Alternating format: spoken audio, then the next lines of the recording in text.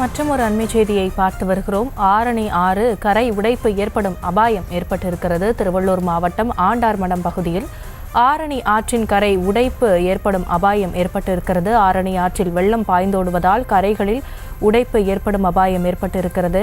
இது குறித்த கூடுதல் விவரங்களோடு இணைகிறார் எமது செய்தியாளர் யுகந்தர். தற்பொழுது அங்கு உடைப்பு ஏற்படும் அபாயத்தில் அந்த ஆரணி ஆற்றின் கரைகள் உள்ளன. அந்த பகுதி மக்கள் வைக்கக்கூடிய கோரிக்கை என்ன? கள நிலவரம் என்ன? நிச்சயமாக ஆஷினி, திருவள்ளூர் மாவட்டம் ஆரணி ஆற்றில் ஆந்திரா மாநிலத்திலிருந்து உபரி நீரானது தொடக்கப்பட்டு 2000 கன அடி நீரானது வந்து கொண்டிருக்கிறது. இதனால் ஆரணி ஆற்றின் கரையோரம் உள்ள கரைகளை பலப்படுத்தும் பணியானது தமிழக அரசால் 150 கோடி ரூபாயானது வழங்கப்பட்டது.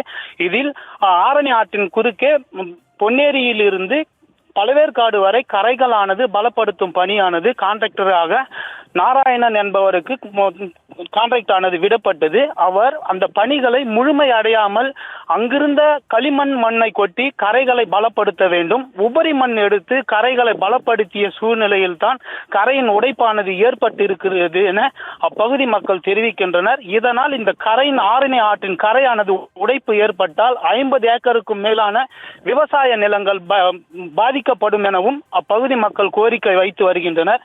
இதனால் பொதுப்பணித்துறையினரின் அலட்சியத்தால் தான் இது போன்ற தவறுகளானது நடந்திருக்கிறது. கான்ட்ராக்டரை முறையாக இவங்க பணி செய்யும் போது பார்வையிட இல்லை எனவும் அவர்கள் தெரிவிக்கின்றனர். இந்த நிலையில் இப்போது கரை உடைப்பானது ஏற்பட்டிருக்கிறது. நேற்று கூட பொன்னேரி சட்டமன்ற உறுப்பினர் ஆய்வு செய்தார். அதன் பின்பு 4 மூட்டைகள் மட்டும் பெயர் அளவிற்கு போடப்பட்டுள்ளதாகவும் இப்போது பொதுப்பணித்துறையினருக்கு ஊர் மக்கள் தெரிவித்திருந்த நிலையில் இப்போது மணல் மூட்டைகளானது கட்டப்பட்டு வருகிறது. இந்த கரையின் உடைப்பு மிக விரைவில் உடைப்பு ஏற்படும், அதனால் துரிதமாக செயல்பட வேண்டும் என அப்பகுதி மக்கள் கோரிக்கை வைத்து வருகின்றனர். இது இல்லாமல் ஆரணி ஆற்றின் கரையோரம் உள்ள பெரிய மனோபுரம், ஆலாடு, கொளத்தூர், ரெட்டியபாளையம் ஆகிய பகுதிகளில் கரை பலப்படுத்தவே இல்லை என அப்பகுதி மக்கள் அச்சத்துடன் வாழ்ந்து வருகின்றனர்.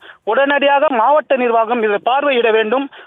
முறையற்ற தவறான முறையில் செய்த கான்ட்ராக்டர் மீது உரிய நடவடிக்கை எடுக்க வேண்டும் எனவும் அப்பகுதி மக்கள் கோரிக்கை விடுத்து வருகின்றனர். ஆஷினி, விவரங்களுக்கு நன்றி யுகந்தர்.